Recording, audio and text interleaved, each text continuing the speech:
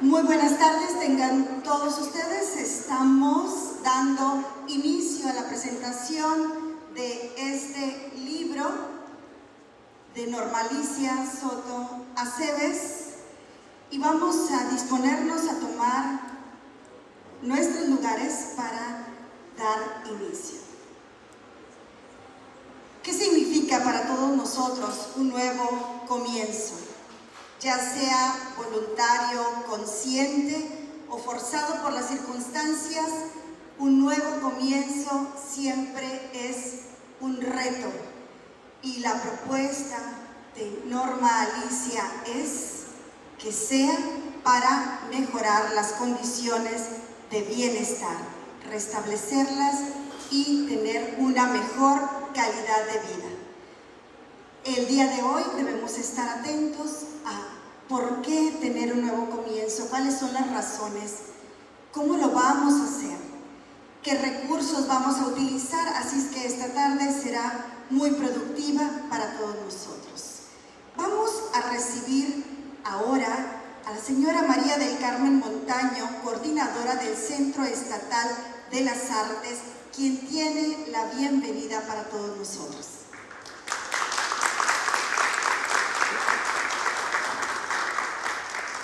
Muchas gracias. Pues solamente darles la bienvenida y extenderles un cordial saludo de parte de la Secretaria de Cultura, Almadelia Abrego Ceballos. Me dijo que no fuera yo a faltar y hasta darles la bienvenida y extenderles sobre todo la invitación a que nos asistan con nosotros a nuestras actividades. Tenemos muchas actividades durante todo el año. Y bueno, por otro lado, felicitar a Normalicia por este nuevo libro que están presentando ahora con nosotros y gracias por venir aquí al SEAD. Muchas gracias.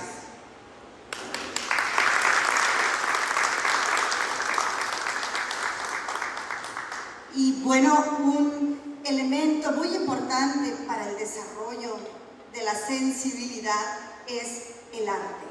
Y en esta tarde no podía faltar este elemento que es tan importante para nutrir el espíritu. Y el día de hoy la clarinetista María Rolón de la Peña nos interpretará un blues de un americano en París, de Gertrude. Y vamos a recibirla con un aplauso. Muchas gracias, Marta Rolón.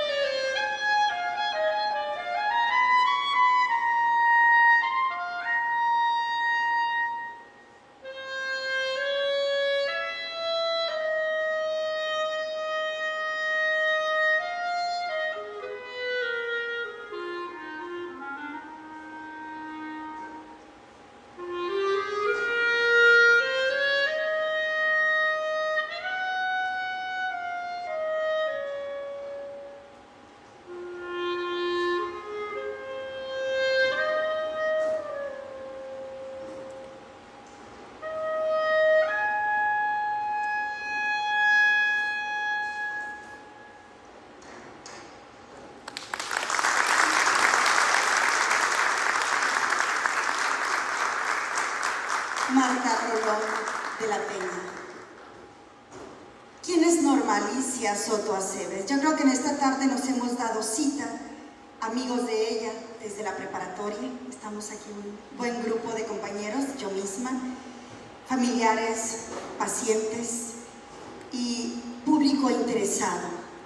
Vamos a conocer un poco más de Norma. Ella es licenciada en Psicología Educativa con maestría en Ciencias de la Educación y candidata a doctora en Educación. Norma Alicia Soto tiene más de 30 años de práctica profesional trabajando en evaluación y tratamiento de niñas y niños y adolescentes en el área psicológica y educativa, la orientación a padres de familia y en la capacitación docente. También tiene una gran experiencia en el desarrollo e implementación de programas para la mejora del desarrollo educativo y psicosocial en el contexto escolar. Durante su carrera profesional ha prestado sus servicios en instituciones educativas públicas y privadas. Es autora y coautora de libros y talleres en el campo de la prevención de la violencia y en la cultura de la paz. Entre otros de su autoría están Ambientes de Paz y Desarrollo, una estrategia para el cambio social, Mujer Activa, Toma las riendas y Construyendo nuestros valores.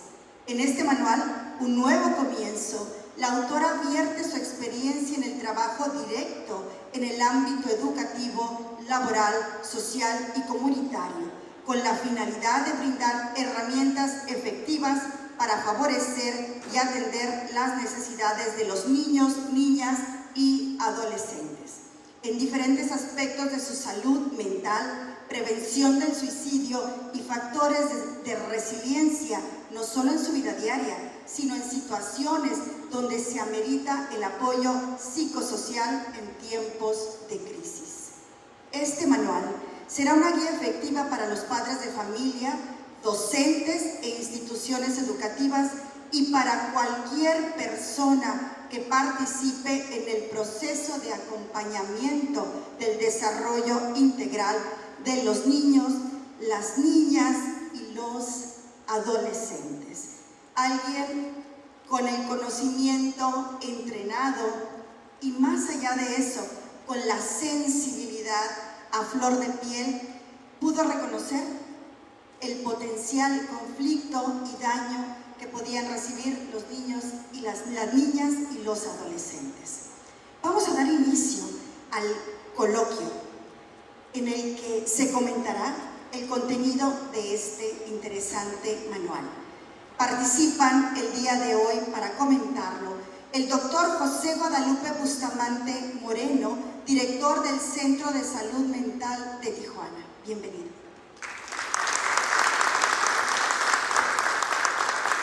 También el maestro Adrián Flores Ledesma, director académico de CESUN Universidad.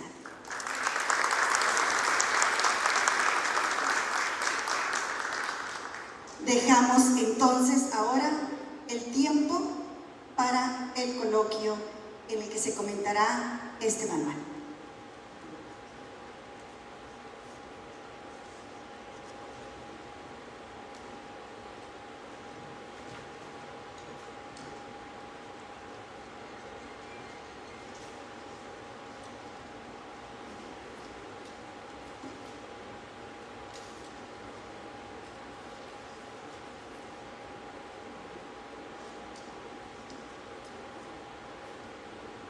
Voy a cortar parte de lo que traía escrito porque se acaba de leer, pero la importancia de, y a mí me da mucho gusto que me hayan invitado, es un honor para mí estar contigo, porque lo que hemos vivido ahorita, y lo seguimos viviendo aún, es que desde que se inició en Europa o en China el tema de la pandemia del virus del COVID-19, yo creo que todos los adultos pusimos más atención a ver cuántos casos, cuántos contagios, cuántas defunciones, cómo estaban integrados los hospitales, si había capacidad, en vez de voltear hacia dentro de la casa, donde estaban los niños. y los jóvenes y los adolescentes, porque de ahí venía surgiendo un problema. Y entre tantas cosas, la pandemia nos ha enseñado que de un momento a otro nuestro mundo puede cambiar radicalmente. Sectores tan importantes como el educativo se vieron seriamente afectados a consecuencia de factores como el confinamiento y la falta de espacios de desarrollo en el ambiente escolar. Los estudiantes comenzaron a presentar grados significativos de ansiedad, de depresión y de estrés. De ahí que hoy más que nunca las instituciones educativas necesitan apoyo en el cuidado de la salud mental de los niños, niñas y adolescentes. En el Hospital de Salud Mental de Tijuana somos conscientes de la situación y por esa razón comenzamos una serie de actividades fuera del hospital, extramuros, que nos permitieran acercarnos a la gente y participar en sectores vulnerables como difícilmente pueden acudir con nosotros. Un ejemplo de esas actividades es la firma de convenios con instituciones educativas de la ciudad, convenios que a grandes rasgos consisten en la aplicación de pruebas psicométricas a estudiantes de secundaria, adolescentes de secundaria, siempre con el consentimiento informado del menor y de sus padres, con el objeto de detectar factores de riesgo que se estén desarrollando y que pudieran afectar la vida del estudiante y su entorno en las áreas más representativas del bienestar emocional de los jóvenes. Sobre todo enfocados en el retorno a las escuelas de manera presencial, luego de 2 años de ausencia y que trajo a los jóvenes grandes situaciones de estrés, ansiedad y depresión. De ahí la importancia de contar con una herramienta como la que estamos viendo en este libro que ya está presentando. Es decir, el problema es tan grave que en el año 2019 se reportó un total de 895 niños, niñas y adolescentes hospitalizados, de los cuales 446 fueron por ansiedad y 449 por depresión.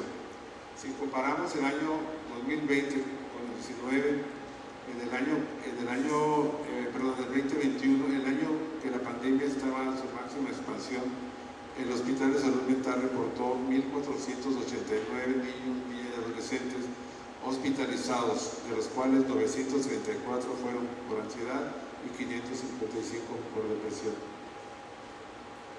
Independientemente, yo mismo me asusté en la capacidad que tenemos para atender niños, niñas y adolescentes, que son 24 camas, 20 niños con problemas de depresión grave y con intentos suicida. Entonces esto fue para nosotros una sorpresa muy impresionante, impactante, por lo que tuvimos que hacer una planeación que ya la habíamos iniciado antes de la pandemia, pero la pandemia nos detuvo. Ahora se preguntarán por qué consideré necesario compartir con ustedes estas acciones que realizamos desde el ámbito médico. Consideré necesario este pequeño preámbulo por la importancia que este material tiene en la labor que realizamos con los estudiantes. Lo utilizamos como una herramienta clave en la consulta, sin duda alguna que nos dará mejores resultados. Debo primero agradecer el honor, Norma, de que me hayas invitado a esta presentación y permitirme hacer una presentación de este libro que generalmente lleva el título de Un Nuevo Comienzo. Ya ha habido un pequeño currículum que se acaba de leer, pero este importante material, me lo voy a brincar, este importante material será sin duda una herramienta fundamental que permitirá a los padres, a los maestros, al personal educativo y yo también diría que al personal médico de la salud mental.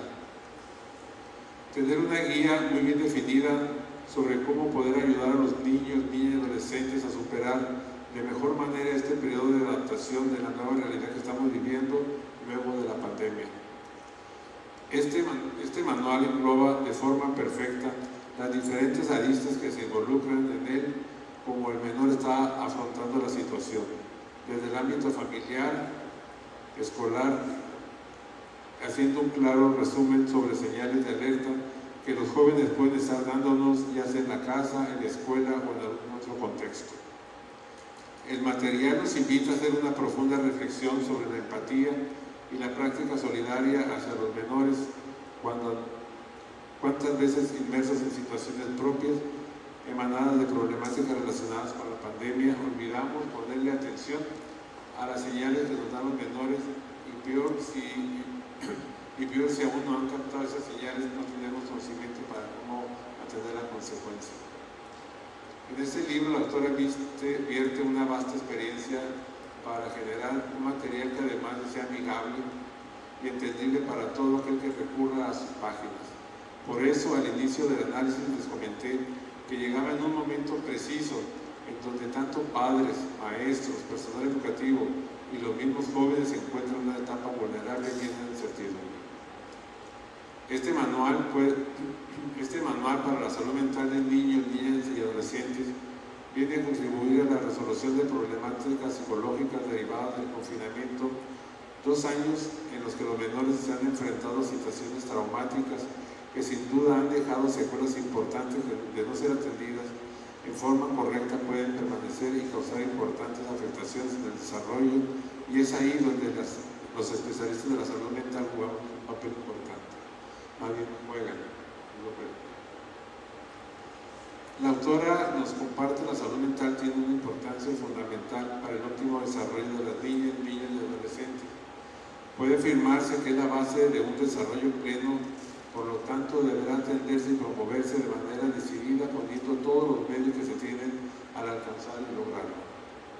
Y justamente este material es eso, un medio perfecto que nos ayudará a procurar una buena salud mental para nuestros niños, niñas y adolescentes, garantizando su desarrollo y mejorando su calidad de vida. Algo que yo realmente disfruté mucho y que me dio mucho gusto es leer que este material no solo se limita únicamente a la salud mental de los niños, de las niñas y de los adolescentes, también aborda puntualmente sobre la salud mental de directores, directivos, docentes y personal de apoyo, generando una preparación integral en este manual. Saber cómo ayudar a los niños, niñas y adolescentes a su regreso a la escuela después de la crisis del COVID-19 no está resultando una tarea sencilla.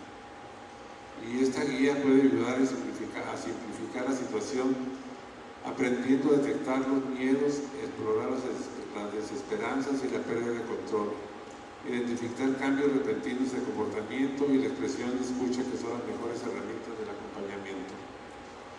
Esta es solo una pequeña probadita de lo que la autora nos regala en su obra, sin duda una herramienta fundamental que debemos de utilizar y tener, porque su contenido es oportuno en estos tiempos. Estamos visitando escuelas donde estamos ofertando un proyecto que se construyó en el hospital para detectar factores de riesgo en niños, niñas y adolescentes.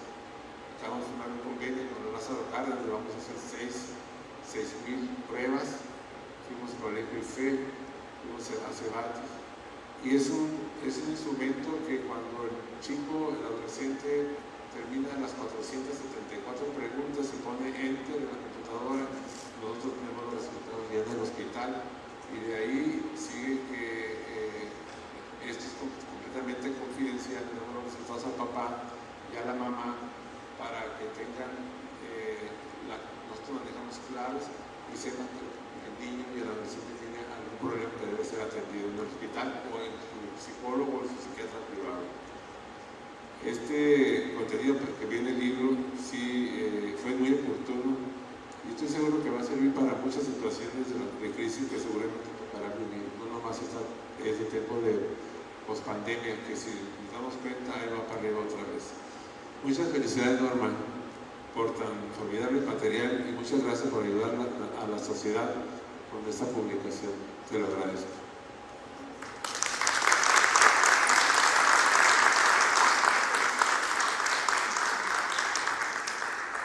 Perdón por el aviso, pero por aquí hay sillas, hay 3 sillas, y por aquí hay otros, porque veo paradas allá algunas personas. Entonces, si gustan por aquí acomodarse. Gracias. Perdón, maestra de ceremonias. Gracias por el apoyo.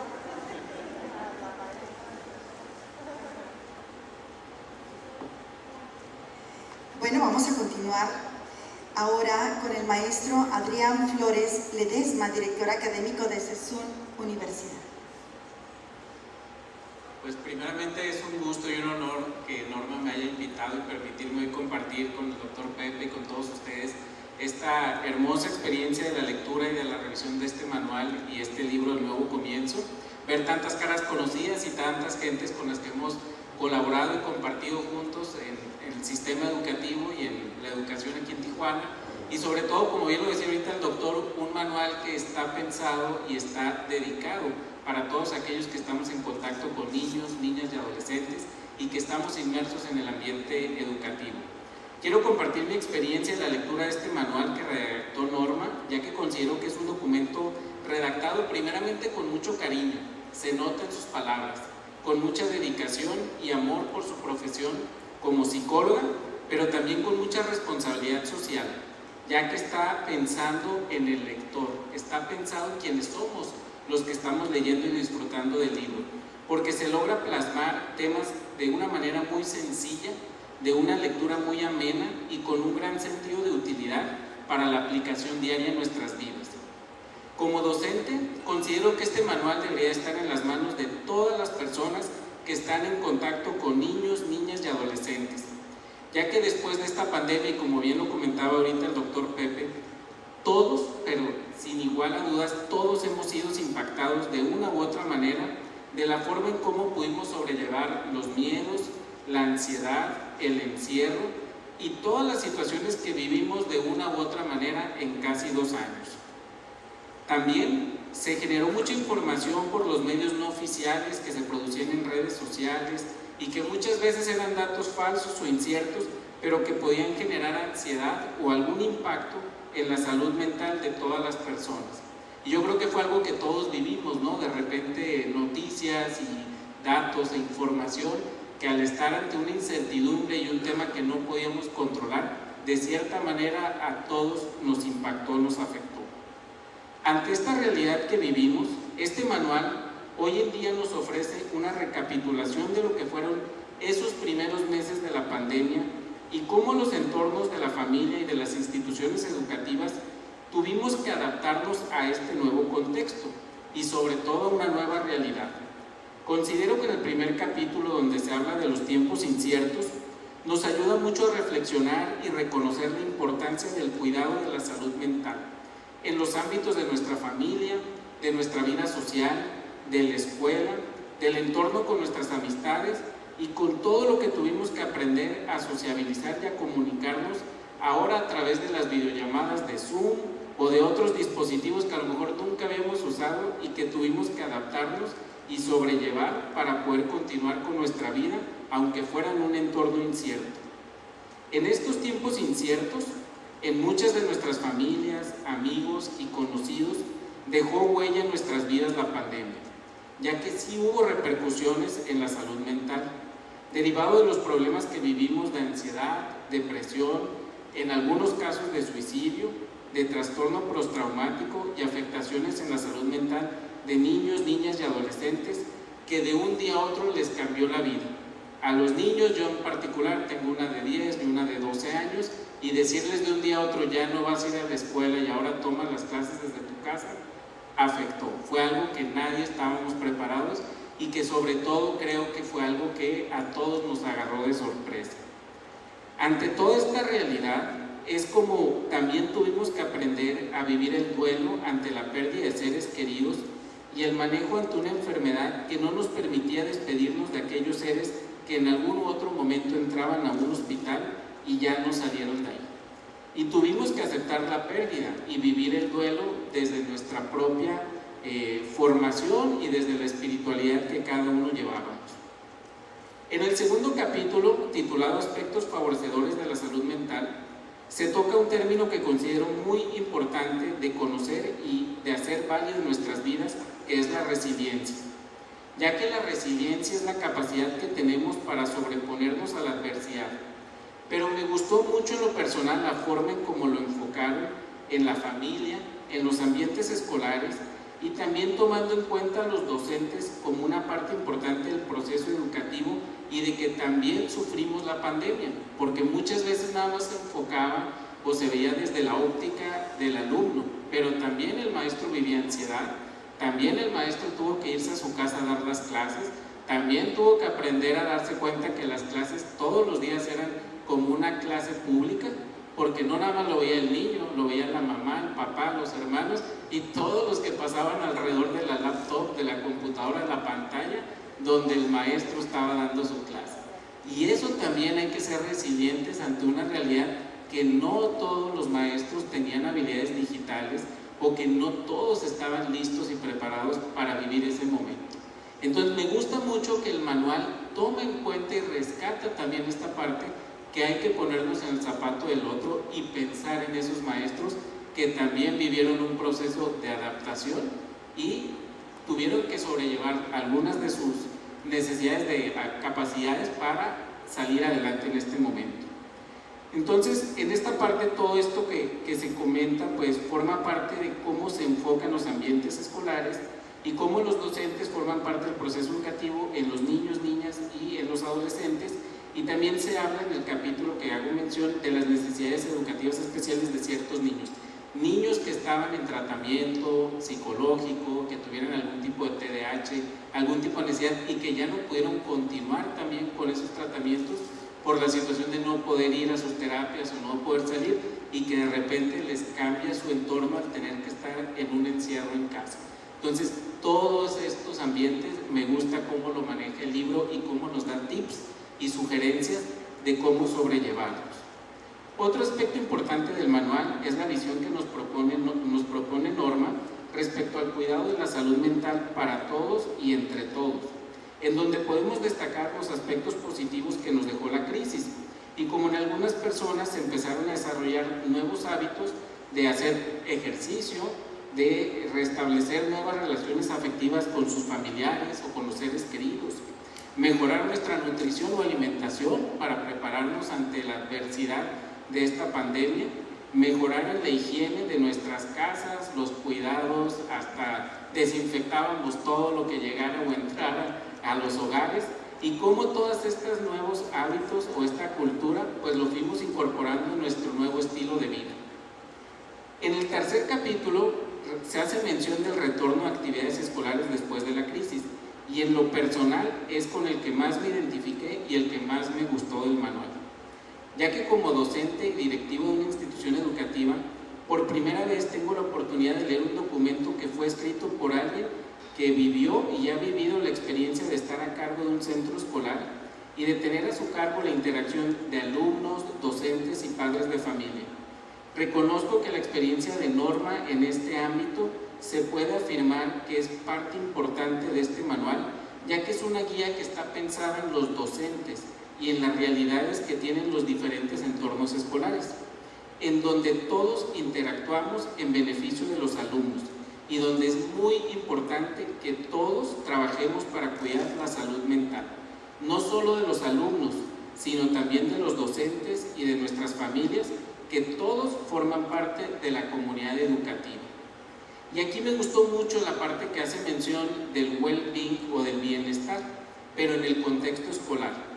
Me encantaron las recomendaciones que nos hace, no solo para enriquecer el bienestar de los estudiantes, sino que son recomendaciones que nos ayudan para equilibrar nuestra vida propia, con aspectos que benefician la salud mental, como lo son el ejercicio o la ejercitación física, el desarrollo de la creatividad, el contacto con la naturaleza y el manejo efectivo de las emociones, entre otras recomendaciones que sugiero que todos debemos de llevar a la práctica.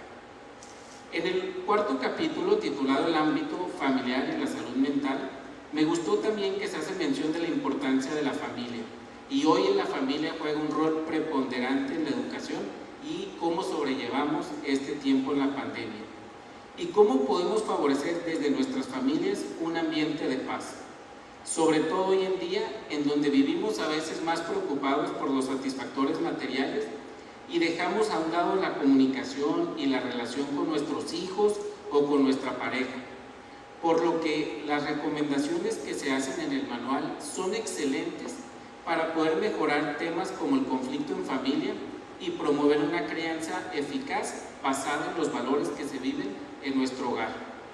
Me gustó mucho la parte en la que mencionas sobre la disciplina y los castigos y las recomendaciones de cómo apoyar a un adolescente durante un momento de crisis, donde tenemos que ser empáticos y darnos cuenta que hay que partir primero de la observación, de preguntar cómo se siente, de escucharlo, no juzgar y de pedir ayuda de un profesional cuando así lo requiere.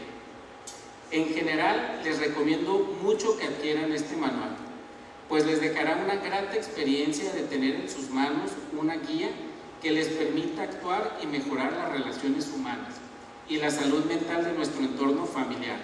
También nos ayudará a mejorar el entorno con nuestros compañeros en el trabajo y en general con todas las personas.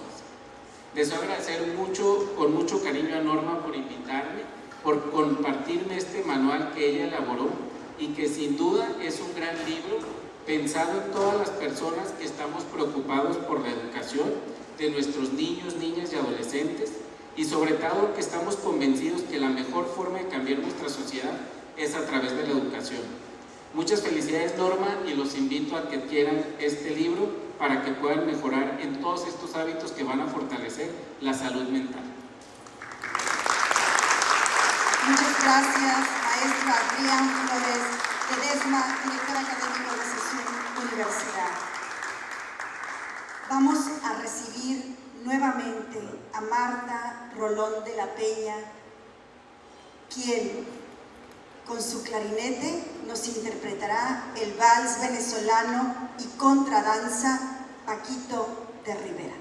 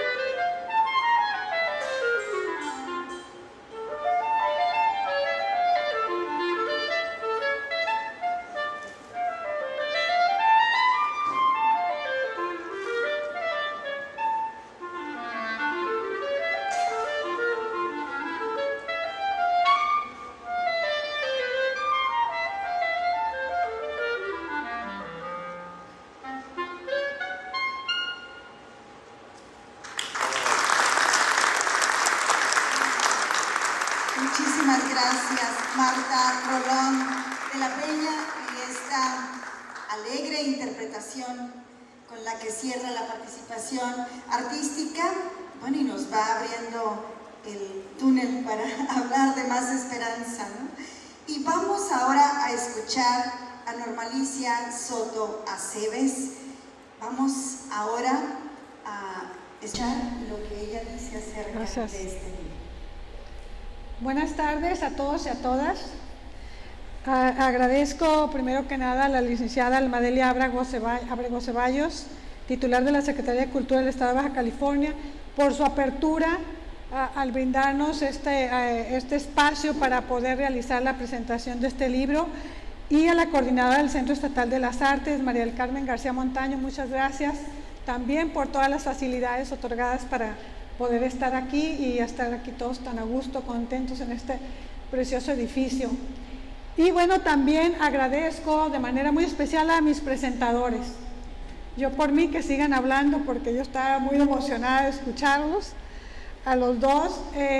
Y bueno, ¿qué puedo decir de cada uno de ellos? Cada uno de ellos es un comprometido en su ámbito, cada uno de ellos en el sector salud. El doctor Bustamante, pues yo no sé si, yo creo que el doctor Bustamante es el mejor informado de la salud de este estado, ya que tiene una vasta experiencia en todo el sector salud, mucha profundidad. Su compromiso ha llevado a grandes logros y avances en la salud del estado. Yo le pido un aplauso para el doctor Bustamante, porque pocas veces tenemos la oportunidad de darle gracias a las personas que han asumido liderazgos tan importantes como del sector salud, y a mi buen amigo Adrián, que es un incansable también comprometido en el área de educación, con muchísima experiencia también, que no sabes de todas las problemáticas que viven los docentes, los estudiantes, las comunidades educativas en pleno. Muchas gracias. Amanda, que está aquí también, Amanda Uribe, que es otra experta que bien puede ser presentadora en todo el ámbito educativo. Gracias, Amanda. Y a nuestra querida clarinetista, ¿cómo escucharon a Marta? Otro aplauso para Marta, muchas gracias.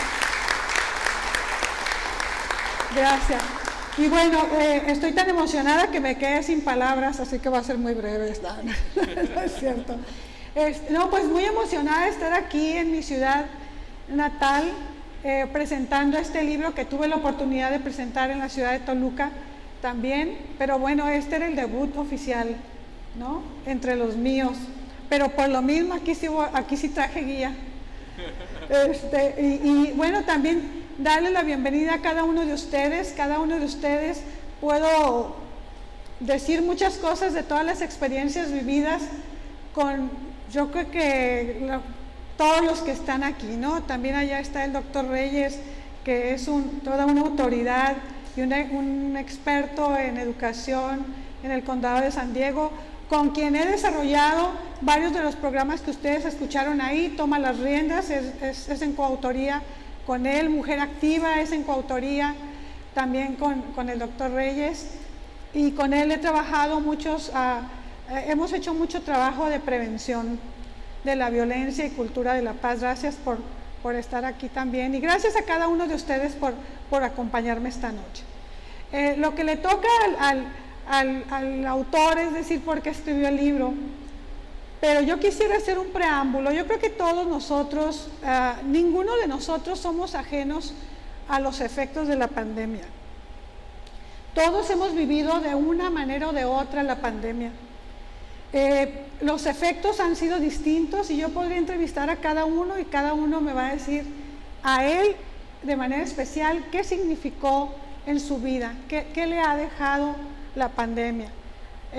Por ahí leí una pregunta que decía: cuando pasemos esto, ¿habremos cambiado? ¿Cuánto habremos cambiado cada uno de nosotros? ¿Qué hábitos hemos modificado de tal forma que nos pueda renovar y pueda ser parte de un nuevo comienzo? Por eso el título del libro, porque después de todo lo que yo vi durante la pandemia, ahorita les voy a platicar un poquito de eso, de todo lo que yo vi al estar enfrente de un programa municipal que incorporaba 11 direcciones de un ayuntamiento, y donde teníamos que trabajar en acciones para la atención psicosocial, es decir, para restablecer todos los mecanismos que estuvieran al servicio de la comunidad en temas de salud, ¿verdad? En vivienda, alimento, en todas las necesidades básicas, pero además en la atención específica a la salud mental. Ahorita les voy a platicar de eso, pero antes me gustaría darles un dato, ¿verdad? Y decirles que fíjense, en 2019, casi 1.000 millones de personas, entre ellas el 14% de los adolescentes de todo el mundo estaban afectados por un trastorno de salud mental. 100.000 millones de personas, y hace rato pregunté cuántos millones éramos en el mundo y me dijeron que como 8.000, ¿no? Entonces, pues es un dato muy significativo, pero estamos hablando de antes de la pandemia, ¿sí? Los trastornos mentales son la principal causa de discapacidad. 1/3 de las personas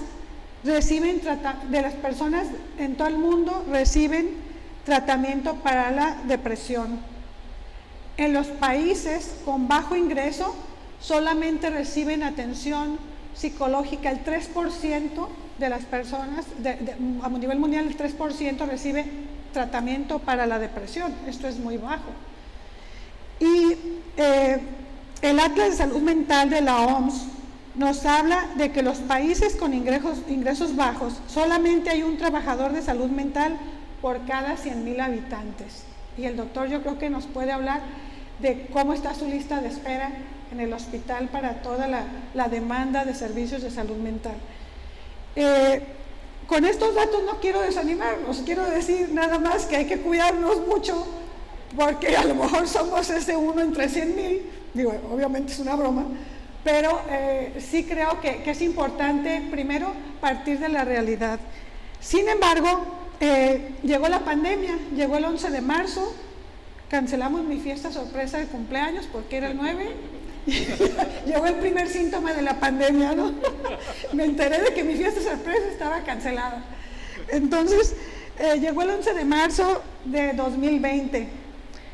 Este 17 de junio, hace apenas unos días, la Organización Mundial de la Salud saca otro informe. Había sacado uno el 5 de mayo del 2020. Fíjense, no había pasado mucho tiempo, ya los datos del 11 de marzo al 5 de mayo ya eran alarmantes en términos de salud mental.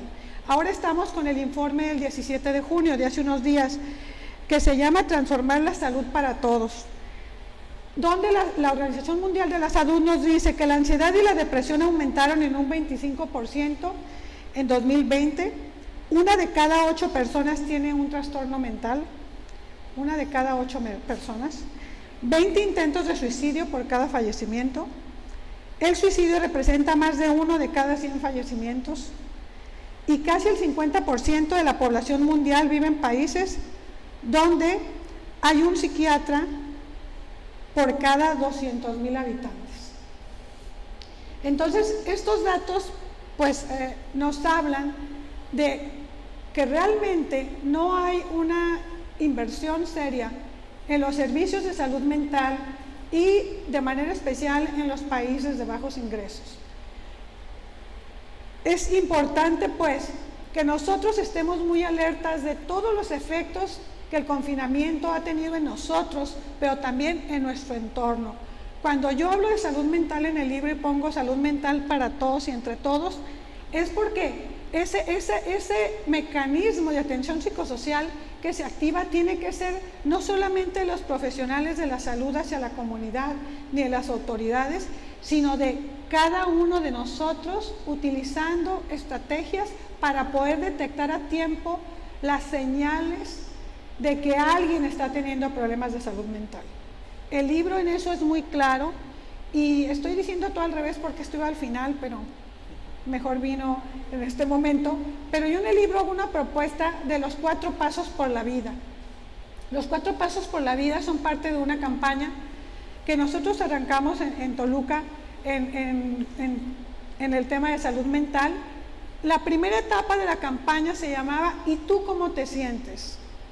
¿Por qué? Porque el primer paso era identificar que nosotros nos podamos ver a nosotros mismos y reconocer en nosotros qué está pasando, identificar eso que está sucediendo y poder hacer algo.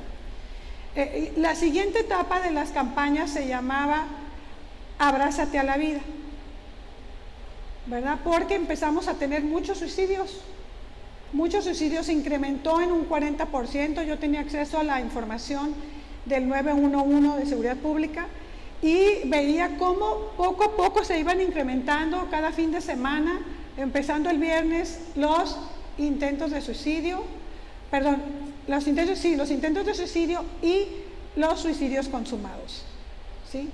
Tristemente, la edad en que se presentan los suicidios empezó a disminuir, ya no eran los de 18 a 29, ¿sí? Los hombres en edad productiva, en su mayoría, sino que ahora también eran niños de 16, de 14, de 12 años. Entonces, 9 años hemos tenido. Aquí en Tijuana hubo un suicidio de un niño de 9 años, hace como 1 año y medio más o menos, en pandemia, y esto eran situaciones que había que atender y no podíamos dejar de lado. ¿Qué causó todo esto? Primero, el confinamiento, ¿no? Las restricciones a la circulación causaron estragos en muchos. La pérdida de empleo, la pérdida de familiares, fueron de las más intensas, de las causas más intensas para vulnerar nuestra salud mental. Ahora, hay otro factor importante en las crisis, porque esta es una crisis. Y en el libro yo planteo lo siguiente: reconoce que estás en crisis. Una cosa que tenemos que reconocer: queremos dar respuestas ordinarias en situaciones extraordinarias. Y eso es muy difícil. Querer ser normal en una situación anormal no es fácil. Entonces, lo primero que teníamos que reconocer es: no estoy en una situación normal. Entonces, es normal que ahora sí me coma las uñas, que quiera comer más, que me quiera quedar tirado en la cama, pero lo importante es identificar esas señales. Y en estas campañas nosotros teníamos los 4 pasos por la vida, que es: primer paso, observa, ¿no? Observa al carnicero, a tu compañero de trabajo, a tu pareja, a tu hijo, ¿no? Observa. Segundo paso, pregunta. Uno de los grandes mitos en la salud mental y en especial en la prevención del suicidio tiene que ver con: pregúntale cómo está, ¿no? Incluso se dice a la persona: ¿has pensado en quitarte la vida?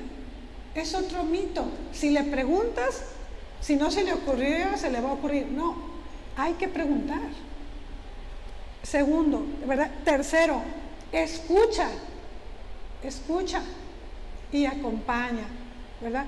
A veces tristemente tendemos al sermón, al sermón, ¿verdad? O yo te voy a decir cómo le hice. No, primero hay que escuchar, ¿no? Una escucha activa, comprensiva, empática, acompaña, y por último, pide ayuda. Yo me encontré con algo en esta experiencia también.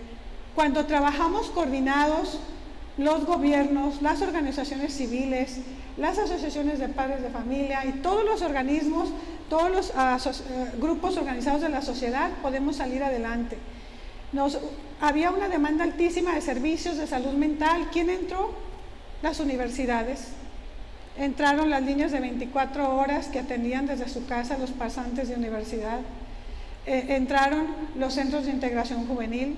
Entraron todas las asociaciones que tenían algún servicio que podía aportar a la salud mental de la comunidad. Entonces, yo sé que es difícil y que para muchos puede resultar costoso, y es costoso acceder a servicios de salud mental.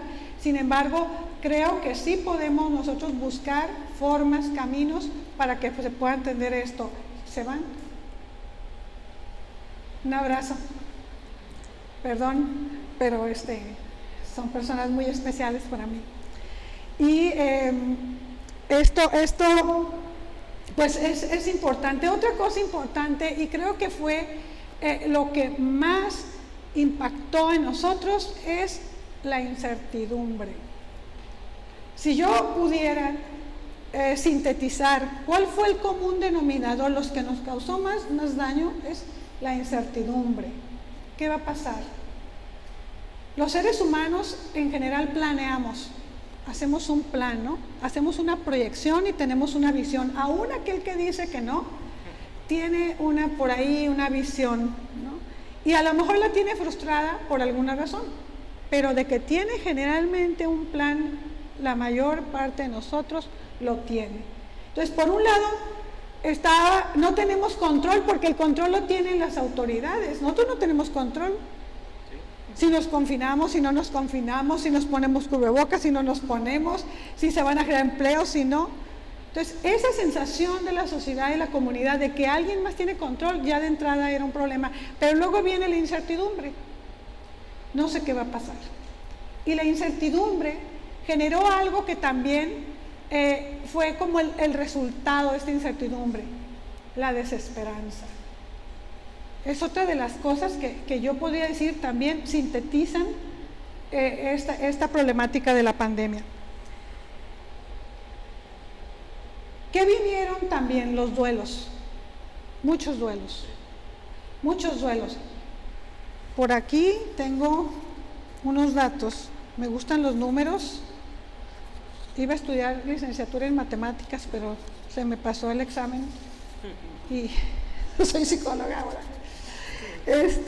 Alguien está orientación vocacional, aquí hay varios expertos en orientación vocacional. Fíjense bien, el 18 de marzo, el 11 de marzo se declaró la pandemia, para el 18 de marzo teníamos el primer difunto. Tengo que hablar de estas cosas, lo siento, porque es parte del análisis. El 23 de marzo se declara la sana distancia. Resulta, fíjense bien, que lo que más, dicen los expertos y los neurocientíficos, lo que más salud mental produce en una persona o sensación de bienestar es la conexión social satisfactoria. Y resulta que nos dijeron no te le acerques y no lo abraces, ¿verdad? Entonces eso ya era una complicación seria en relación a los factores de protección, cuando la conexión social es un factor de protección muy importante.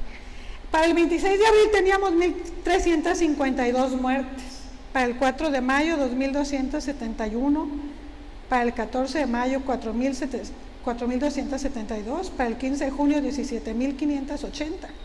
El salto es tremendo. Para el 17 de noviembre 99.026. Y terminamos aproximadamente en unas 350.000. Por cada persona que muere, y en este caso son solamente muertes por COVID, porque también hay que considerar lo que algunos autores han llamado el baile de las cifras, ¿no? Ok, estos son los reportados, pero bueno, hay otras estimaciones y otros datos. Entonces, estos 350.000 hay que multiplicarlos por 9, porque aproximadamente hay 9 afectaciones por cada muerte. Por cada persona que muere hay colateralmente aproximadamente 9 personas afectadas por ese duelo. Y son pocas, porque si han tenido un familiar que fallece, ¿cuántos están afectados a la familia alrededor de eso? Multipliquen los que sean matemáticos, ahora sí los ingenieros, los arquitectos, 350.000 por 9. Esta cifra es tremenda. Entonces, muchas personas estaban viviendo duelos. Es importante considerar esta información porque nos habla de que no estábamos inventando cuando nos sentíamos mal, no estábamos inventando cuando de repente nos sentimos un día cansados, pesimistas, cuando vimos que alguien de nuestra familia no estaba queriendo o no estaba pudiendo, no queriendo, pudiendo sobreponerse, ¿sí? Vinieron con esto varias situaciones. Empezaron a incrementarse la violencia de género, la violencia doméstica, riñas entre vecinos. Las patrullas salían una y otra vez a ver las riñas entre vecinos, la ideación suicida, las tentativas. Pero hay un fenómeno escondido y que a mí me preocupa y me entristece, que es el maltrato infantil. Porque el niño no toma el teléfono y marca el 911, al 911. No lo dejan hablar al 911, por supuesto. Pero generalmente donde hay violencia doméstica y donde hay violencia de género, hay maltrato infantil. Entonces, también es una de las situaciones que reflejan lo que los niños están viviendo ahora en la escuela. ¿Qué verían los niños si los datos de violencia doméstica están tan altos ahorita, según los datos del Secretariado de Seguridad Pública? ¿Qué verían los niños en sus casas mientras estuvieron confinados? Si les aplicamos un CAT, los psicólogos van a salir muchas cosas, ¿no? Entonces, estas también son un tipo de maltrato. Y son los problemas que ahora estamos viendo en las escuelas y que se están reflejando.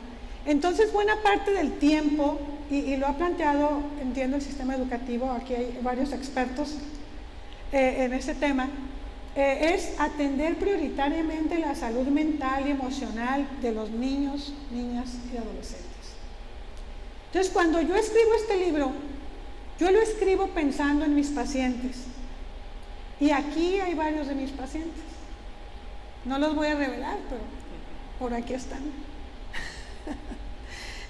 Uno ya hizo caras, pero yo lo hice pensando en que algunos estarían viviendo estragos, ¿verdad? Y complicándose, por ejemplo, el sentarse horas frente a un monitor, ¿no? O sea, cuando tienes trastorno de impulsividad, o cuando eres brillantísimo y te tienen que mantener así activo en el salón de clase, ¿no? Cuando haces muchas preguntas, o sea, cuando eres ese joven que pasas por inquieto, pero que en realidad es un talentoso de marca, ¿no? Y que muchas veces puede ser incomprendido. Entonces, todavía antes de eso, yo me puse a reflexionar y a decir, bueno, pero ¿por qué yo tengo ese interés especial por los niños? Y ese interés especial por los niños me viene 31 años antes. Cuando yo trabajaba más hacia el sector empresarial en la capacitación y diagnosticaron a un sobrino mío con autismo. Y entonces aquí en Tijuana no había servicios para atención de niños autistas.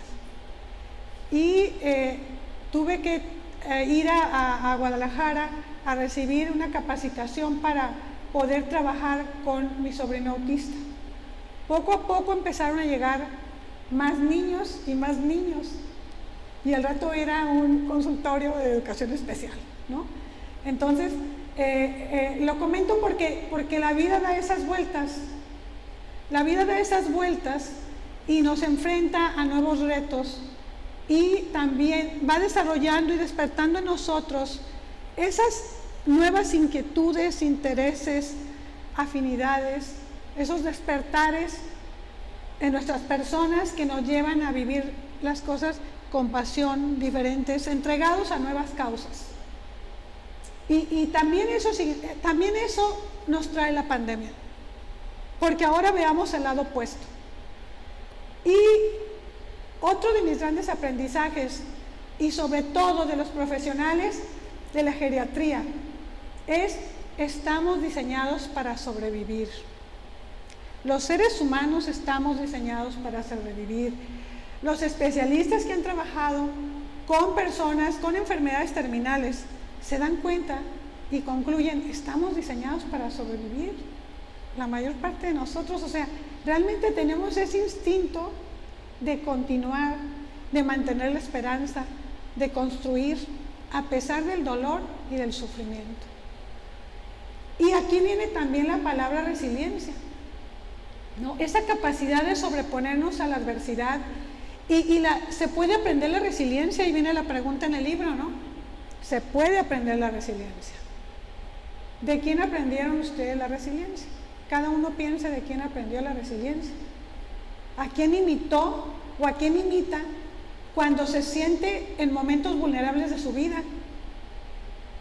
¿De quién saca la fuerza? ¿De quién saca su potencial? Yo lo saco de aquí, de la señora que está aquí enfrente, que es mi mamá, y que nos enseñó mucho a ser resilientes. Párese y no hay de otra y póngase a hacer lo que tiene que hacer, ¿no? Entonces tenías que vencer la adversidad, ¿no? Y hacer lo propio. Pero cada uno de nosotros tiene que identificar esos factores. ¿Qué nos hace fuertes? También lo planteó en el libro, ¿no? Piensa en lo que te hace fuerte. Y la resiliencia viene después de la Segunda Guerra Mundial, cuando empezaron a estudiar por qué hay unos niños que se sobreponen y otros no. Y encontraron que hubo niños que hubo alguien que les dijo: adelante. Y la investigación, durante la pandemia, en Inglaterra, hicieron investigación con muchos jóvenes y les preguntaban qué era lo que les estaba ayudando a lidiar con la pandemia. Y dijeron que un amigo les llamara, que alguien les diera una palmada, que alguien les dijera, aquí estoy para lo que necesites.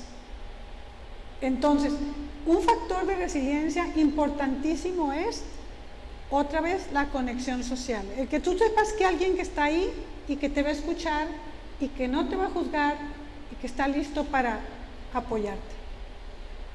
Y hay mucha investigación. El libro está muy, muy plagado de investigación. Hubo un momento en que dije, no, tengo que poner lo mío porque de verdad esto está tan interesante, todo lo que descubres a través de la investigación y de todo lo que se ha expresado, ¿no? Por ejemplo, los estudiantes ahorita están más preocupados por saber si pueden lidiar con el día a día escolar que por el resultado del final del ciclo. O sea, ahorita me preocupa más si me voy a levantar mañana, o si voy a hacer la tarea, ¿no? O si voy a poder, que con cuánto voy a sacar. Entonces viene el papá y le dice, óyeme, ¿por qué traes un 7? Oye, pues qué bueno que pasó, ¿no? Qué bueno que ahí va y que lo está haciendo y que ves que está levantándose y se está vistiendo y lo está haciendo lo mejor que puede. Entonces, todos esos factores son factores de resiliencia. Me quiero regresar un poco para comentar que en una entrevista que yo vi del 24 de junio de 2022, que le hicieron al doctor Bustamante, dijo que la depresión y ansiedad de niños y jóvenes aumentó en Tijuana en un 55% según los datos que ellos han recibido. Quiere decir que en Tijuana tenemos también una tarea muy importante que hacer. Y no todo es responsabilidad del Hospital de Salud Mental, porque ya todos, de acuerdo también a este informe de la OMS, somos corresponsables.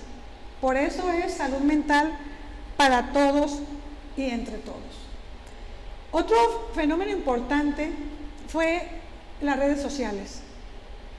Las redes sociales han tenido un papel primordial. Se ha incrementado el uso de redes sociales tremendo, ya ahora el 70% de las familias tienen internet en el país, 4.600 millones de personas usaron internet en el 2020. La agilización y la transformación digital avanzó 10 años más de lo que esperábamos, o sea, se avanzó 10 años de lo que normalmente esperaríamos. ¿Y qué encontraron los jóvenes? Y me quiero referir especialmente a los jóvenes en las redes sociales, porque tendemos a satanizar mucho las redes sociales y ciertamente también se han hecho estudios donde se habla de que Instagram es el más peligroso, porque en Instagram el joven se compara mucho con los patrones y con los modelos ideales, ¿verdad? Ropa, vestido, posesiones, éxito, moda y demás. Entonces Instagram es uno de los redes sociales que pone a los estudiantes o a los jóvenes en una situación de comparación que muchas veces resulta desventajosa, ¿no? Sin embargo, también las redes sociales les dieron un espacio para la autoexpresión, para el entretenimiento y para la conexión con otros. También otra de las cosas que me llamó mucho la atención, que se reportó del uso de redes sociales aquí en México, y a nivel mundial, se incrementó durante la pandemia el uso del emoji ese de las lagrimitas, se incrementó, ¿no? Ya ven que ahora hablamos menos y ponemos más monitos, emojis en esto. Pero bueno, este transitar del que les hablaba yo, de la historia con mi sobrino, la comento, porque eso me llevó al trabajo con niños, niñas, adolescentes, y a trabajar mucho también desde la seguridad pública, preocupado por el tema de prevención de la violencia. Este enfoque que está más centrado en la prevención en poder transformar, en poder percibir para transformar, que en estar atendiendo los problemas remedialmente. Fíjense, por cada dólar que se dedica a la prevención, se dedican entre 8 a 9 dólares en programas de remediales. Sin querer polemizar mucho, pero la verdad yo he escuchado tristemente que en los discursos políticos, y les digo porque luego me da tristeza porque eso es mi tema, no escucho mucho la palabra prevención. Escucho mucho equipamiento, escucho otras cosas, pero tristemente la palabra prevención no se escucha porque no se invierte en prevención. Esa es la realidad.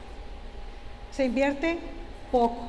Hay personas que muy generosamente hay muchas fundaciones ahorita que están invirtiendo en programas internacionales de salud mental, que eso es muy bueno, ¿no? Yo acabo de ver que una fundación de unos potentados norteamericanos acaba de donar 260 y tantos millones de dólares para atender salud mental a nivel internacional.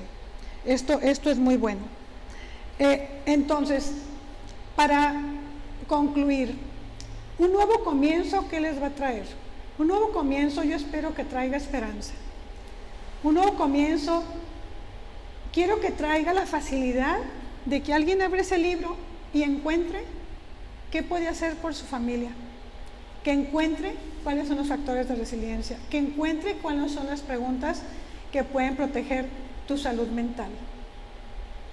No sé si alguien está ahí para moverle a la computadora, pero ahí en esas láminas yo hablo de los ingredientes para favorecer la salud mental en la familia.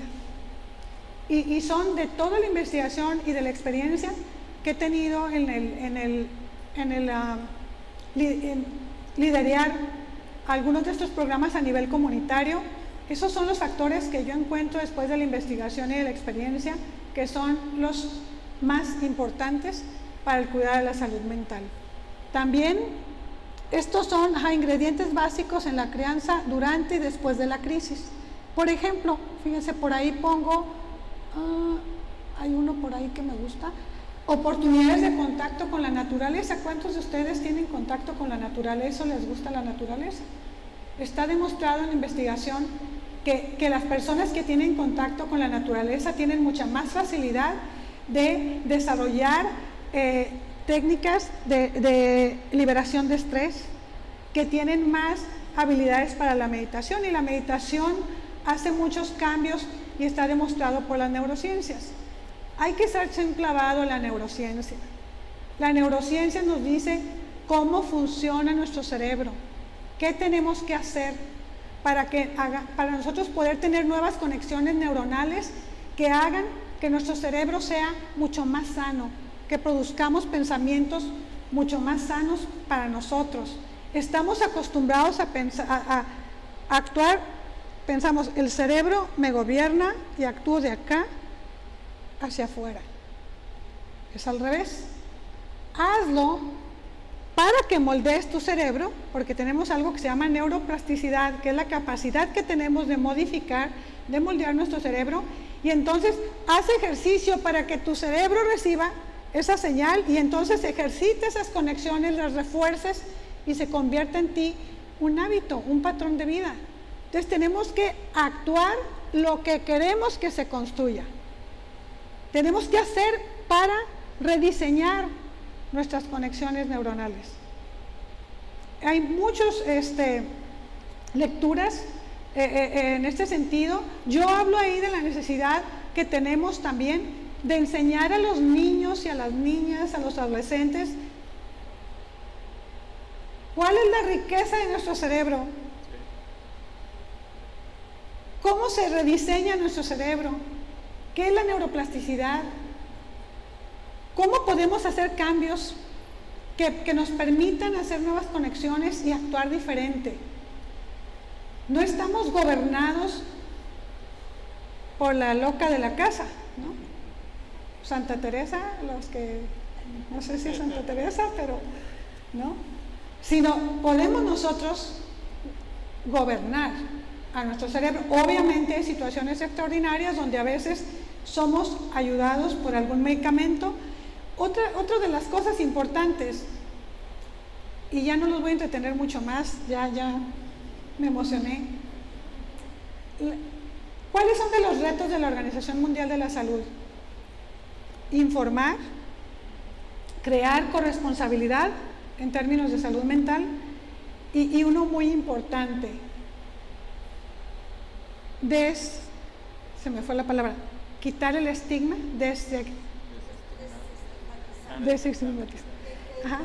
eliminar los estigmas en torno a la salud mental. Hay muchos estigmas, mitos. Tomo medicamento. No. Tomamos medicamento para muchas cosas, ¿no? No sé cuántos se tomen ustedes, pero yo ya empiezo a acumular pastillas en mi pastillero. Entonces, pero así es. Tenemos que transitar a desestigmatizar la salud mental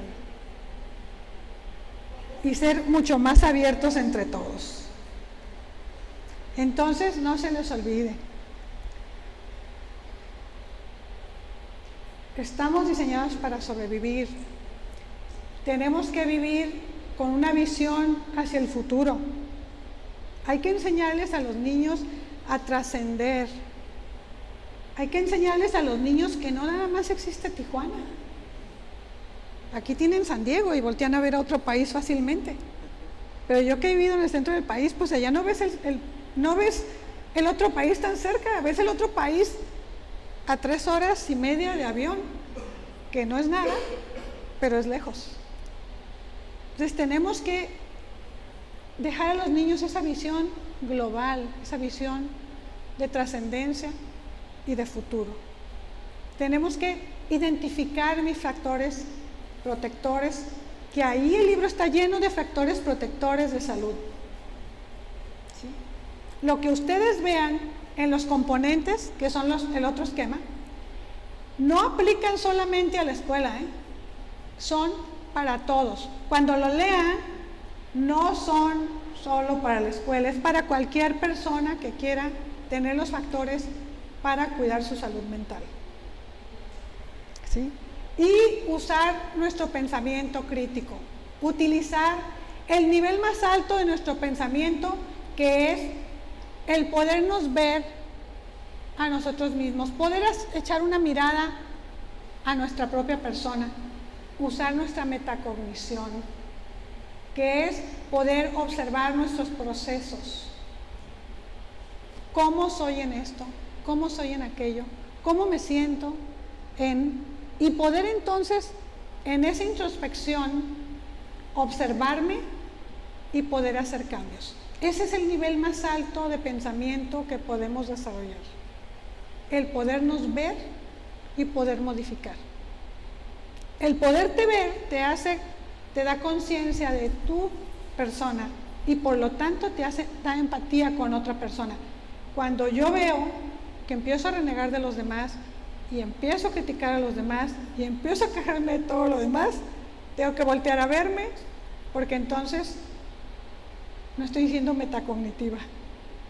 ¿Sí? Estoy buscando afuera lo que está pasando adentro. Les agradezco mucho que estén aquí.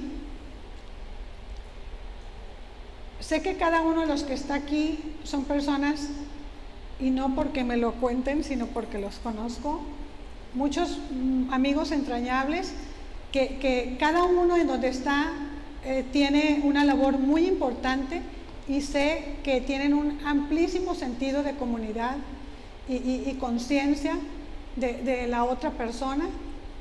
Los felicito y les agradezco su presencia, y difundamos este mensaje de la salud mental. No podemos dejar que ningún niño se suicide. No podemos permitir que la gente no sepa que puede hacer algo. Todos que vayan y busquen al doctor.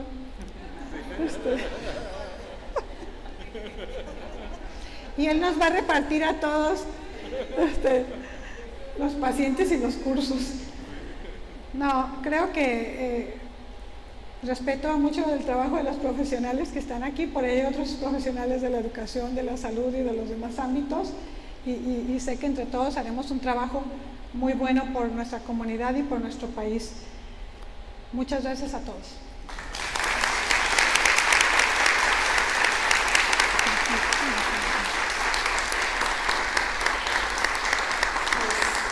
Abrimos aquí el tiempo para preguntas y respuestas.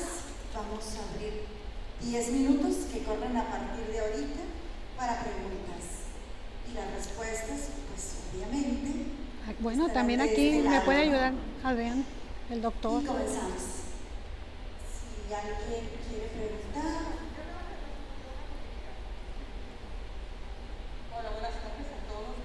Norma, ¿qué relación tiene o cuál es el proceso de elegir la portada con respecto a todo el tema que están planteando? No me llamó la atención, pero quiero saber cuál fue el origen. Sí, sí. Fíjate que el origen, el estar en contacto con pacientes y por la naturaleza del trabajo que realizo, cada vez que llega alguien al consultorio es un nuevo comienzo. O sea, ese espacio entre ¿no? de empatía entre la persona y esa conexión y esa oportunidad que al menos me dan a mí de poder incidir de algún modo para que se dé ese renacimiento en la persona, yo creo que es buena parte de la inspiración.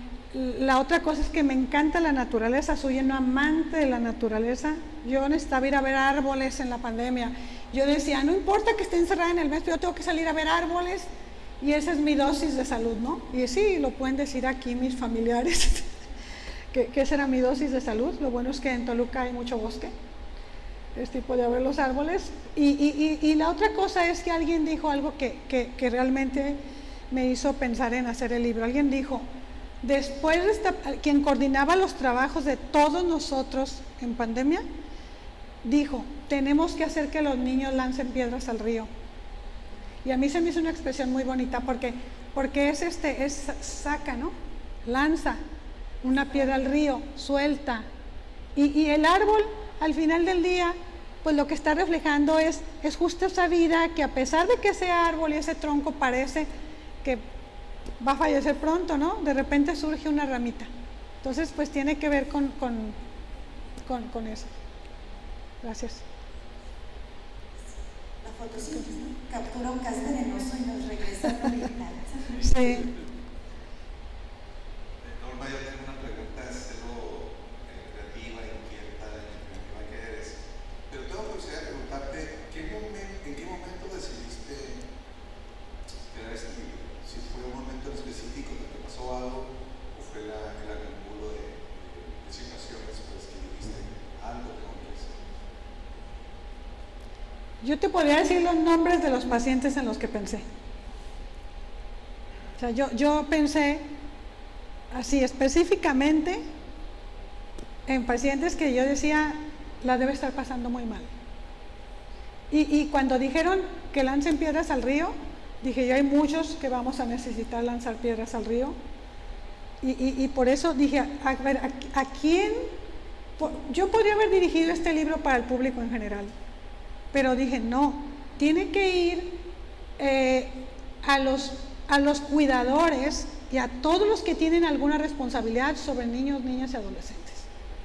Porque ellos tienen el liderazgo sobre esa crianza, ¿no? Ejercen algún tipo de liderazgo y estaban desprotegidos también en las estrategias, ¿no? ¿Qué puedo hacer? Y es lo que yo me encontré en el consultorio. La gente muchas veces necesita, ¿sabes qué? No le dice exactamente cómo hacer, pero le ayudas a estructurar y a decir, pues puedo ir aquí, por acá, hace esta lectura, ¿no?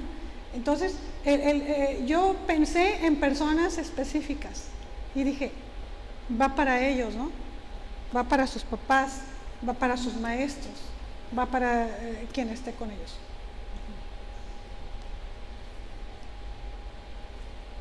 ¿Alguien más desea hacer alguna pregunta? Bueno, Voy a hacer prueba ahorita.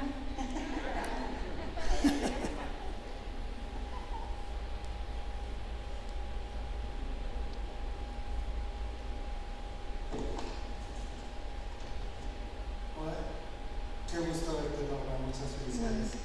Antes que nada, muchas gracias por este regalo, pero voy a tratar de estresarte un poquito. En la parte, así en la vista rápida, la estructura, escuchándote, viendo la estructura del libro, es una pieza como que muy propositiva, muy hacia el lado positivo de lo que hay que hacer, mucho de lo que no hay que hacer. Pero sin duda esta pandemia nos enseñó que revolucionó las posibilidades del conflicto intrafamiliar. Tanto tiempo adentro y todos juntos, no es como un vuelo largo, ¿no? En avión. Y con niños Me llorando. llama la atención en la página 90, empiezas en el 87 con un subtítulo, subcapítulo sugerente. Me da miedo. Maltrato infantil. Me da miedo porque es de los niños pensantes de los que yo estaba hablando hace rato. De los que te También pregunté. de tus pacientes que están descubierto. Y vienen un montón de sugerencias, no le digas, no te aguanto, ya me tienes harto, no. Y al final me fui buscando porque parece que arrojas una alternativa entre castigar o disciplinar. Y pues lo leí y dice cómo es que no hay que castigar. Pero sí quedó pendiente entonces la alternativa propositiva, la alternativa inductiva, la que quieras, de cómo disciplinar, muy probablemente a lo que te refieres aquí. Bueno, no muy probablemente, te refieres al castigo físico y psicológico. Pero me quedo pendiente de buscar el consejo de la experta de cómo disciplinar. Y vaya que conoces a mis hijas y no son de las que ocupen algún tipo de disciplina. Pero el asunto tiene mucho que ver con lo que todos experimentamos. Yo como abogado también tuve que atender muchos más divorcios de los... Y en ese entorno el tema de las custodias, es decir, todo como que se revolucionó, se multiplicó a no sé qué potencia y curiosamente el tema de la convivencia familiar en exceso resultó un poquito al revés. Las mamás pidiendo que ya llegaran, que ya se fueran a la escuela, ¿no? Los chamacos, es decir. Entonces, ¿cuál es esa alternativa de castigar o disciplinar? ¿Cómo contestar completamente la pregunta? Te la lanzo así como reto, André. Gracias, Norma. Sí. Debo decir, primero que nada, después del niño inquieto que hizo la pregunta, que el libro es corto, es breve, es muy sencillo, no profundicé mucho en algunos temas, por recomendación justo de algunos maestros, ¿no? ¿Sabes qué? Si escribes demasiado, no va a resultar práctico para nosotros, ¿no? Pero en ese tema de la crianza es un tema tremendo. Ciertamente fue difícil la convivencia en la pandemia. De hecho, el primer video que lanzamos de las campañas era cómo convivir en familia, ¿no? Y luego la siguiente, cómo distribuir las tareas domésticas, que era uno de los conflictos principales cuando estaban ahí los adolescentes en casa y muchos sin querer participar, ¿no? Pero bueno, yo siempre he pensado, y no te voy a dar aquí la crianza positiva y la disciplina positiva y el libro tal, yo te voy a hablar de lo que yo he vivido y experimentado y de mi propio curso para padres de familia.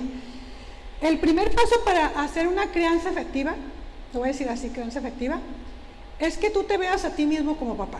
Metacognición. Voltea a ver quién eres tú. Voltea a ver cómo te educaron a ti. Siempre que yo hablo de crianza con los padres de familia, empiezo hablando, ¿quién eres tú? Porque con eso es con lo que educas. Con eso es con lo que ayudas a desarrollar a una persona. Entonces, si tú no identificas cómo ejerces el poder, cómo ejerces la libertad, ¿De qué manera pones los límites? ¿De qué manera? La forma de establecer los límites que no castigo. Entonces podemos empezar a hablar de identificar tu estilo de crianza, pero el tuyo, el de Juan Marcos. Yo puedo en un libro hacer 1000 recomendaciones, pero yo necesito que cada uno de los papás primero se identifique, porque lo que tendemos a hacer es reproducir patrones y resolver en la crianza también mis propias necesidades y mis propias frustraciones, ¿no? Quiero que sea el más adecuado y ordenado de los niños cuando a lo mejor yo no lo fui, ¿no? Quiero que sea un niño que tenga todo cuando yo no tuve nada.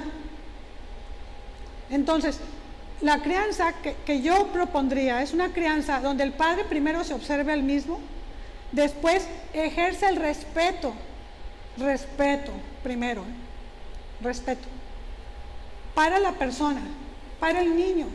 Me decían hace poco, es que te bajas al nivel del niño. Discúlpame, yo jamás me he bajado a un nivel del niño, porque el niño y yo somos iguales. Yo entiendo el sentido de bajarte al nivel del niño, como conecta con él a otro nivel, pero creo que lo primero que tenemos que empezar a ver es que el niño es una persona que merece todo el respeto.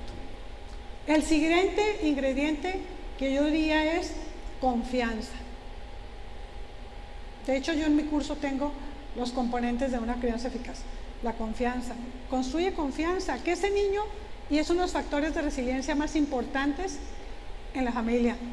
Los niños y jóvenes tienen que poder llegar a decir a su casa lo que les pasa.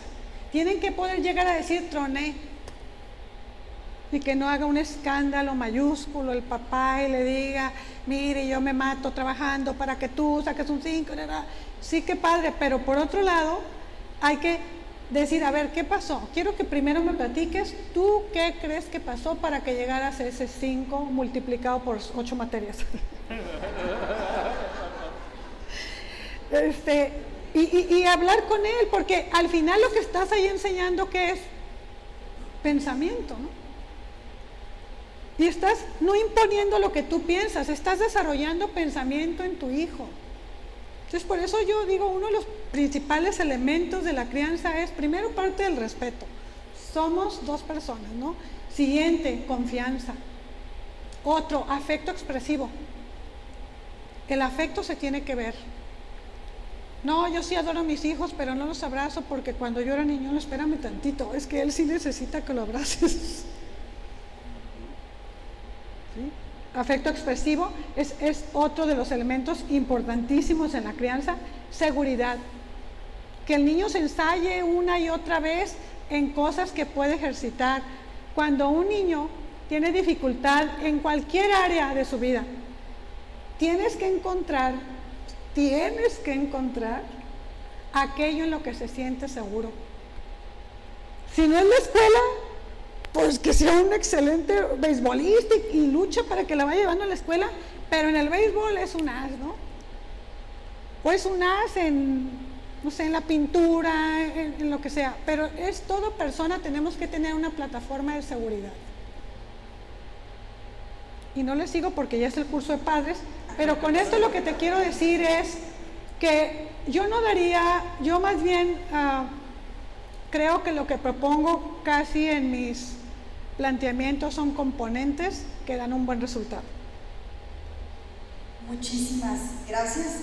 Aquí cerramos la sesión de preguntas. Sabemos que haya habido otra, pero Marta, podemos hacer. También es muy pensante, ella no. Le dan el micrófono.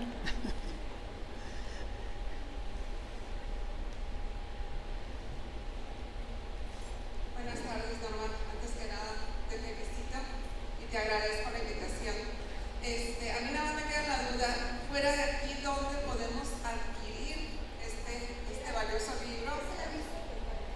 Perdón, porque yo ya estoy ansiosa por leerlo, pero también creo que va a ser un muy buen regalo para mucha gente que yo quiero. Marta, gracias por ayudarme a vender, les dije que es una persona brillante. El libro está de venta en el Universo de Sor Juana, Avenida Las Palmas, casi frente a Iztecali. Ahí está el libro disponible. ¿Y cuál fue la otra? ¿Cuál Pues era? ahorita También hay aquí. libros aquí También hay disponibles. libros a la venta. Se apuran porque yo ya veo así el stock bajando. Bueno, pueden disponer de ellos ahorita aquí en la parte de atrás. ¿Tiene una observación? ¿Damos paso? Sí.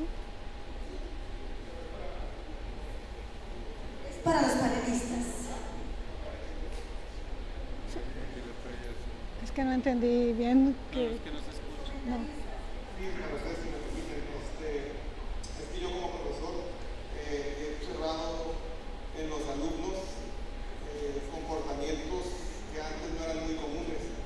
Yo doy clases en una escuela donde los chicos carecen mucho de recursos, no solo económicos, sino también afectivos por parte de los padres de familia, y ha incrementado el número, por ejemplo, de conflictos físicos. Inclusive se abrió un Facebook ahí y como un Instagram para inventar rumores de las personas que vamos a la escuela, y llegó al grado que una niña se quería suicidar por eso, una niña de primer año, ¿verdad? La pregunta es, a partir del concepto de socialización de la sociología francesa, ¿verdad? Que es como que se pausó en esto, los niños ya no pudieron seguir con eso que durante años como sociedad pues hemos tenido, ¿no?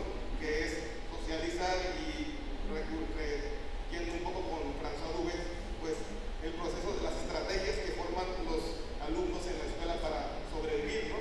Y que la pregunta sería para ustedes, ¿qué tan importante creen que es implementar un taller o un curso desde sus respectivas áreas dentro de las escuelas, no solamente de las que están en las zonas privilegiadas de la escuela, podemos decir donde los padres tienen cierta protección, hay clase media, ¿verdad?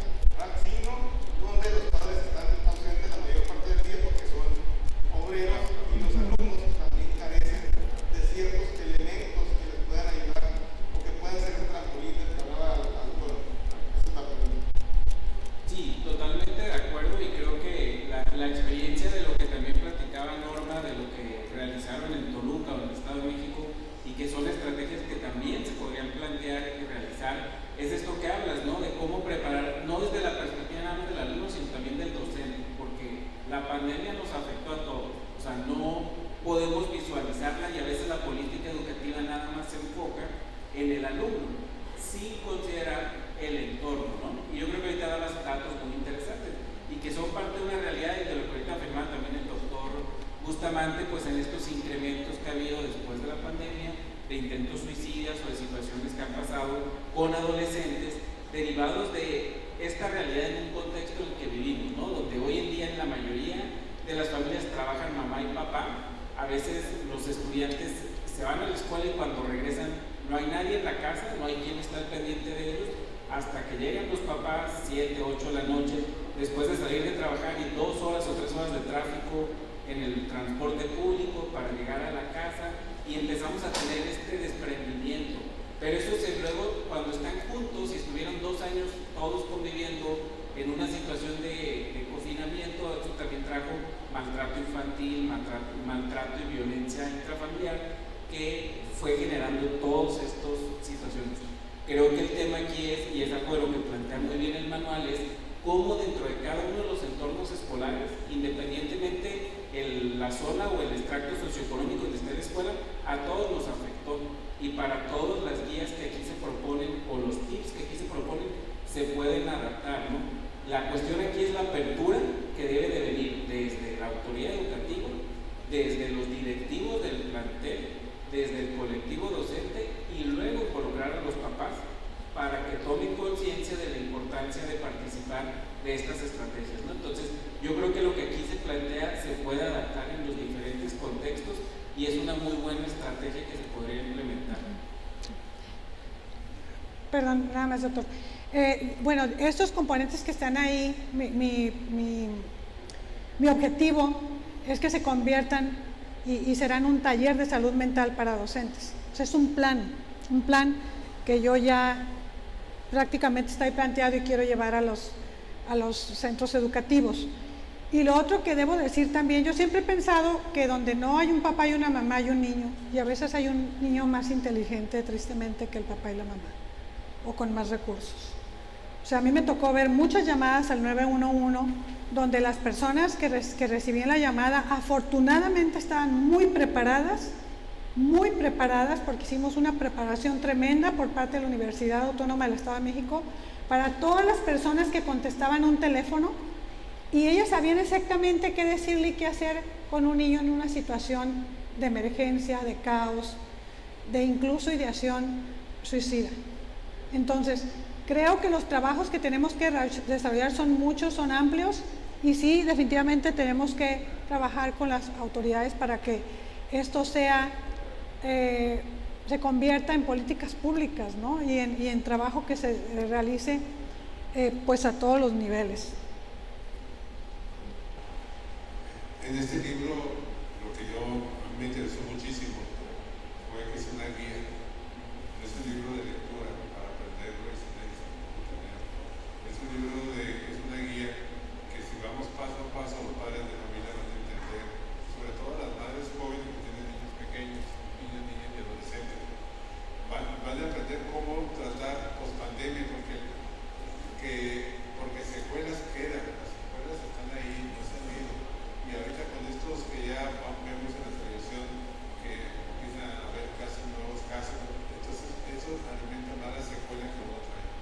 Hay muchas formas de secuela, no solamente las orgánicas, la falta de sistema respiratorio, hay muchas causas de estas secuelas, pero lo que a mí me llamó mucho la atención, y es lo que estamos haciendo hoy saliendo de escuela, es que tengo una sobrina que da clases en una escuela y lo está dando por Zoom.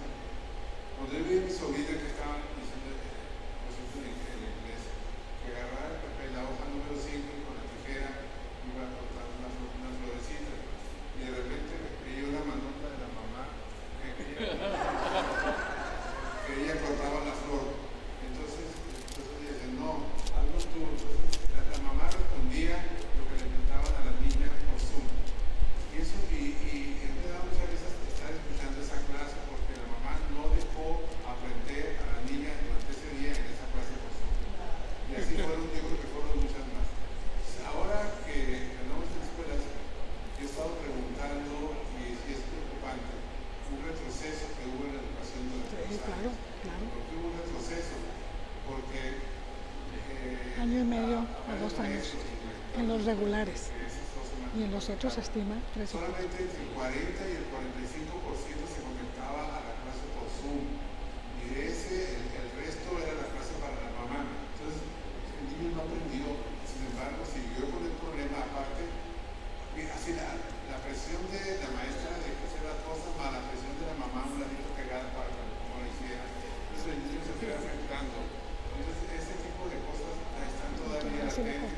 Qué bueno que están dando las clases presenciales, pero hay muchos tipos de secuelas, y yo creo que en los niños y en los adultos, yo creo que siguiendo esta guía pueden mejorar muchísimo las mamás para que sepan cómo llevar ese avance del jovencito, del niño, de la niña, del adolescente. No hay otro camino, nadie se lo va a enseñar, hay que aprender de ella, y ahora que recién en la escuela, pues realmente ya es algo muy importante, porque lo vamos a hacer que ya van a socializar y van a platicar, pero también hay muchos niños que tienen problemas. Lo vemos nosotros en el hospital. Niños de 9 años que se suicida es increíble, y sobre todo de 24 niños, 20 cuando el centro suicida es peor. Entonces yo creo que hay mucho que trabajar en esa mentalidad. Gracias. Muchas gracias, doctor Bustamante. Ahora sí, nos resta agradecer su asistencia, y también para agradecerla, Norma nos invita a todos a que tengamos momentos de convivencia en la parte baja de este salón. Tendremos ahí una degustación, tendremos vino, y pues vamos a seguir conviviendo y comer. dando